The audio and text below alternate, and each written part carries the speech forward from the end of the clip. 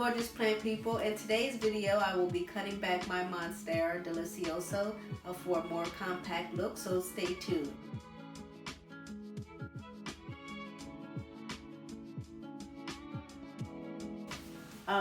Once you decide where you want to cut back your plant, where you want to take cuttings, you want to look for a swollen part on the stem of the plant, and you want to cut, but this is called a node, at this swollen part here, and you want to make sure that you cut below the node and that hopefully you'll have an aerial root. That way your cutting will root easier there.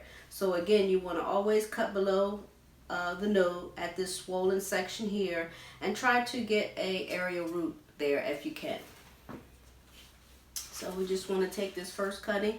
I would like to have a plant that has a more mature look, so that is the look that I'm going for today. So this first cutting here, I'm just going to snip right below the node, and there is an aerial root here, and I'm going to try to cut this at an angle. And that's my first cutting. Just put this over here.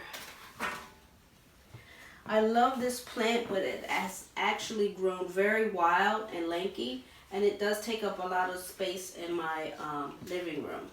So again, I'm going to cut below the node at a 45-degree angle, and be sure to sterilize your shears with some alcohol. That's very important. And you can either root your cuttings in water, or you can plant them right in soil. So just in case you couldn't see where I took the cuttings from, so here is the node at this swollen part. So you want to make sure you get an aerial root. And again, here is a node, and there's your aerial root. So I'm going to do one in soil and a few in water. So I'm just going to cut right below the node here.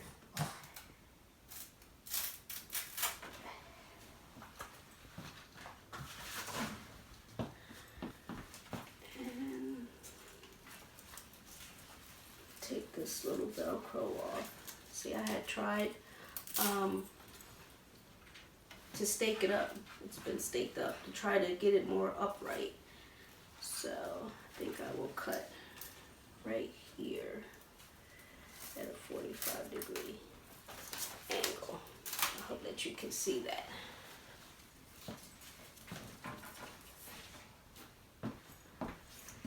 And I'll leave that one there. And if you have cuttings, you can always share your cuttings with your friends, your family and friends. That's always nice. This one.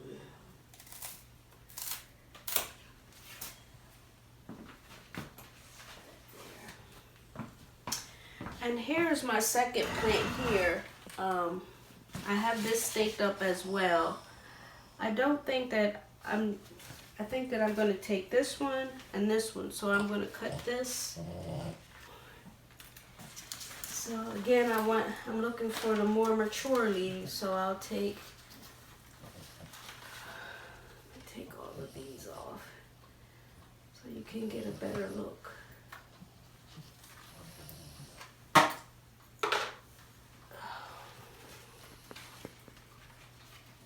So I'm going to cut this right here below this node. Right there.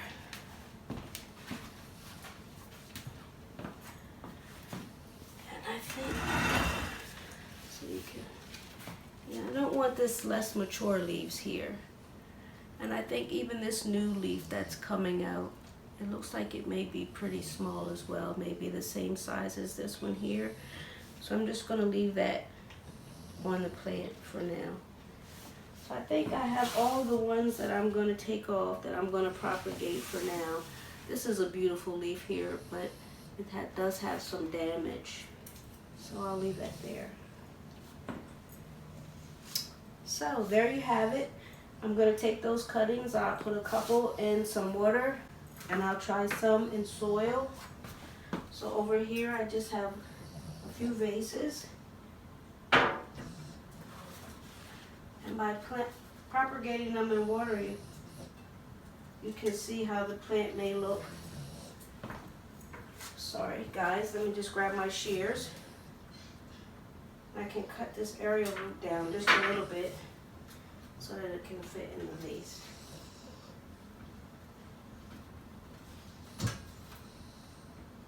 you can get a look at how that's going to perhaps look in your pot once it takes root. You can just kind of put that down in there like that.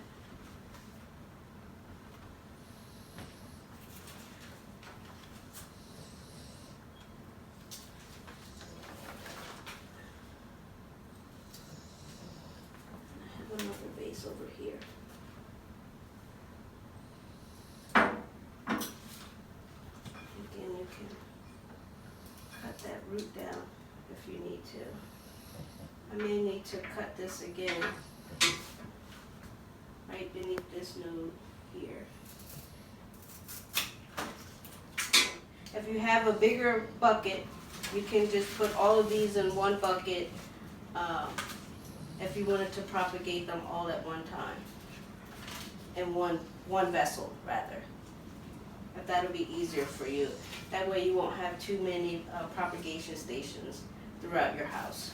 Actually, after thinking about it, I'm just going to go ahead and put the cuttings in a bucket. I think that would be better and it would take up less space. But you can do whatever works best for you. So sometimes you have to switch up gears in the middle of your propagation. So I'm just going to take these cuttings out of the vase here. And I'm just going to put them all in the bucket. And that way, this will give you a chance to see just how it may look once you plant it, put it in the pot. So just so you can get a view of this.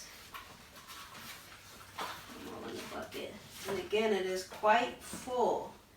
So please share with your family and friends. You know, some of you may take cuttings and sell them and make a few extra dollars. That's good too. Whatever works for you. You may have to cut them down again, or you may have to cut down the aerial root if your bucket isn't deep enough. But just so you can see here, just tuck that aerial root down into the bucket.